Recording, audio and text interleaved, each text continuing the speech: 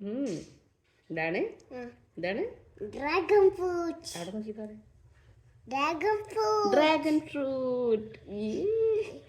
എന്താ നമുക്ക് കട്ട് ചെയ്തൊക്കെ കട്ട് ചെയ്തോക്കാം. നമ്മ മുറിച്ച്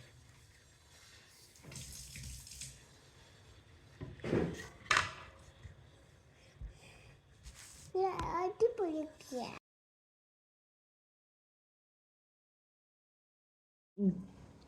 കഴിച്ചൊക്കെ കണ്ടു പാറ. കുടി കഴിഞ്ഞട്ടാ.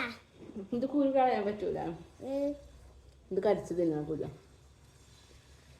ചിയ സീഡ്സിന്റെ പോലെ. എങ്ങനെയുണ്ട്?